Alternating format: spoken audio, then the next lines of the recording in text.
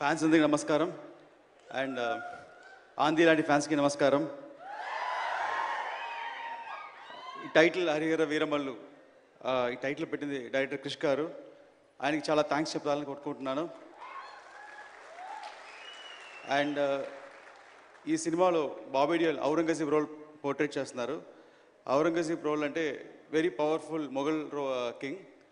And అతను India మొత్తం canker చేశారు. ఫ్రమ్ ఇండియా అంటే ఇప్పుడు ఉండే ఇండియా కాదు, అటు ఆఫ్ఘనిస్తాన్ నుంచి శ్రీలంక దాకా అంత పెద్ద పవర్ఫుల్ రూలర్. అంత పెద్ద రూలర్కి నిద్ర పట్టేది కాదు, ఒకే ఒక వ్యక్తిని చూస్తే నిద్ర పట్టేది కాదు. అది ఎవరంటే మన ఛత్రపతి శివాజీ.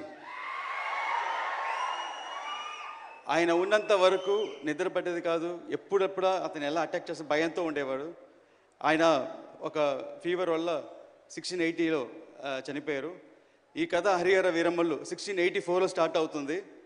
అదే ఛత్రపతి శివాజీ తను చనిపోయేటప్పుడు తన కోరిక ఏంటంటే మొఘల్స్ దగ్గర నుంచి జ్యోతిలింగాన్ని కాపాడాలి, అటు కాశీ విశ్వనాథ్ టెంపుల్ కాపాడాలని అతను మళ్ళీ ఉండి చేసే ప్రయత్నమే హరిహర వీరమల్లు. ప్రతి సెంచురీకి ఒక ఛత్రపతి శివాజీ పుడతారు. మనందరం చాలా లక్కీ. ఈ 21st సెంచురీకి మన పవన్ సార్ ఉన్నారు. We are very lucky. ఇలాంటి టైంలో మన సనాతన ధర్మం గురించి మన కోసం ఒకరు ఫైట్ చేసే మనలో ఉండేవాళ్ళు ఉండటం. అండ్ ఈ స్క్రిప్ట్ని ఎలా అనుకుని రాశానో, సార్ ఒక మంచి ఫైట్ తీసుకున్నారు ఈ సినిమాలో. ఒక 18 minutes ఫైట్. ఆ ఫైట్ అంశం చూస్తే రియల్గా బ్యాటిల్ ఫర్ ధర్మం మీకు కనిపిస్తుంది. దాని ఒక ఇన్స్పిరేషన్తో మొత్తం ఒక స్క్రిప్ట్ ఒక షేప్ మారింది. So thank you sir. And first ఆ ఫైట్ ఎడిట్ చేసి నేను డైరెక్టర్ త్రివిక్రమ్ గారికి చూపించాను. నేను చూపించగానే సారు ఒకసారి ఫీల్ అయ్యి నాకు చూడగానే కంట్లో నీళ్ళు వచ్చిందని చెప్పి అప్రిషియేట్ చేశారు. చాలా thanks sir. And father Hemanath గురించి చెప్పాలంటే ఒకే మాట, అందరూ వాళ్ళ పిల్లలకి ఆస్తి సంపాదిస్తారు, కానీ మా ఫాదర్ మంచి పేరు సంపాదించి ఇచ్చారు. ఆ పేరు వల్లే నాకు ఈరోజు పవన్ కళ్యాణ్ గారితో డైరెక్ట్ చేసే అవకాశం దొరికింది. చాలా థ్యాంక్స్ నాన్నగారు. Thanks Pawan sir. అండ్ ఒక చిన్న ఇన్సిడెంట్, సినిమా షూటింగ్ అంతా అయిపోయింది. ఒక 3 days ప్యాచ్ వర్క్ ఏదో ఉండింది. ఆ టైంలో సార్ ఒకసారి నన్ను పిలిచి ఇలా సినిమా చూడాలన్నారు. నేను ఒక సినిమా చూపించాను. ఒక 2 days నాకు కమ్యూనికేషన్ లేదు. సండే ఈవినింగ్ నాకు నెక్స్ట్ ఏం జరగబోతుంది, సార్ ఎలా ఫీల్ అయ్యారు ఏం తెలియలేదు, ఎలా ప్లాన్ చేయాలని తెలియలేదు. ఒక చిన్న లో ఫీలింగ్లో ఉన్నాను.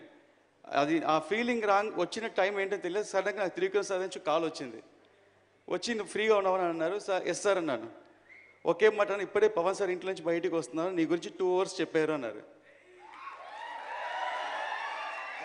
చెప్పగానే అప్పుడు ఒక మాట, ఒక టెక్నీషియన్కి ఎంత సంపాదించి డబ్బులు ఇచ్చినా సరిపోదు, వాళ్ళకి కాంప్లిమెంట్ ఇస్తే ఇష్టం, నేను 2 hours కాంప్లిమెంట్ చేశారన్నారు.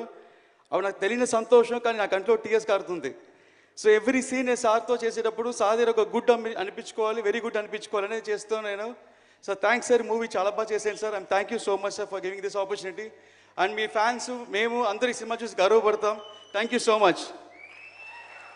ఈ సినిమాలో పనిచేసిన అందరికీ సభాముఖంగా చాలా కష్టపడి చాలా కాలం వేసింది. ముఖ్యంగా కీరవాణి గారు అద్భుతంగా బ్యాక్గ్రౌండ్స్ మ్యూజిక్ ఇచ్చారు.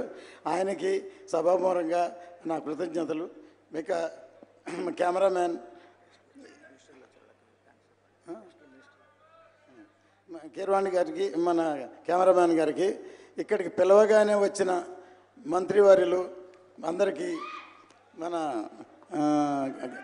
కర్ణాటక నుంచి వచ్చిన ఫారెస్ట్ మినిస్టర్, తర్వాత మన ఆంధ్ర నుంచి వచ్చిన మన సినిమాటోగ్రఫీ మినిస్టర్, తర్వాత మన డిప్యూటీ స్పీకర్, అందరికీ ధన్యవాదాలు.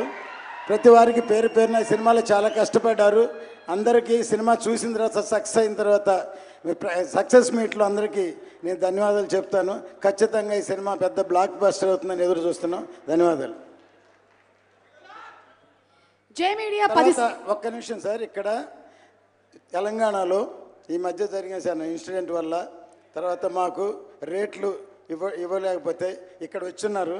ఆయనే నాకు మన రోహిన్ రెడ్డి గారు, ఆయన ఇప్పించారు. ఇమీడియట్గా ఈరోజు మనకి ఈ సభాముఖంగా రేట్లు కూడా వచ్చాయి, స్పెషల్ షో కూడా వచ్చింది. థ్యాంక్ యూ చేస్తున్నాను.